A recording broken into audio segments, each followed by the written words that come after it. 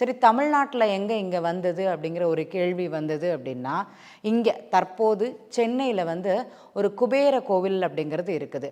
அந்த சுவாமி கோவிலில் வந்து குபேரன், மகாலட்சுமி, அதே மாதிரி குபேரனுடைய மனைவி, இவங்க 3 பேரும் வீற்றிருக்கக்கூடிய ஒரு ஸ்தலம் அப்படிங்கிறது அங்கே இருக்குது. சுவாமியோட முக்கியமான ஆபரணம் அப்படிங்கிறது அங்கே தொலைஞ்சு போச்சான். அந்த ஆபரணத்தை வேண்டிண்டு அங்கே உள்ள வைதிகர்கள் என்ன பண்ணியிருக்கிறாங்க, இந்த பிரகதாம்பாள்கிட்ட வேண்டியிருக்கிறாங்க. இதற்கு முன்னாடி, காலங்களுக்கு முன்னாடி.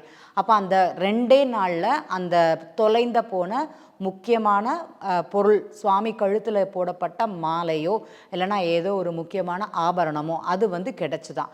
அப்போ அவர் சொன்னாலாம், அந்த பிரகதாம்பாளையே நான் இங்கே கொண்டு வந்து வைக்கிறேன், பிரதிஷ்டை பண்ணுறேன். அவங்க பேர் தான் அரைக்காசு அம்மன் அப்படிங்கிற ஒரு பேர் வந்து இங்கே வந்திருக்குது. அந்த கோவிலுக்கு போனீங்கன்னா ரொம்ப ரொம்ப விசேஷமான சன்னதிகள் அப்படிங்கிறது எல்லாமே இருக்கிறாங்க. ஒரு பாட்டில் வந்து நம்ம 108 தேவியோட பேர் அப்படிங்கிறது நாமமாக அங்கே உருவெடுத்திருக்கும். அதே கோவில்களில் இங்கே 108 தேவிகளும் ஒன்று போல குடியிருக்கக்கூடிய ஒரு ஸ்தலம் அப்படிங்கிறது தான் இங்கே அரைக்காசு அம்மன் அப்படிங்கிற ஒரு கோவில்.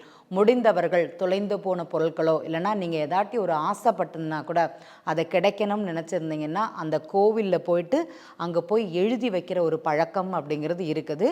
நடந்ததையும் எனக்கு நடக்க போகிறதையும் அங்கே ஒரு குறிப்பாக அவங்க கேட்குறாங்க, அதுக்கு பலன் அப்படிங்கிறது சொல்கிறாங்க. ரொம்ப அருமையான கோவில். உங்களுக்கு எதாட்டி பொருளை காணலை அப்படின்னாலும், எதானே உங்களுக்கு விருப்பப்பட்டது எதாட்டி கிடைக்கணும் அப்படிங்கிறதுனா கூட அந்த கோவிலுக்கு ஒரு முறை தரிசனம் செய்து விட்டு வாருங்கள்.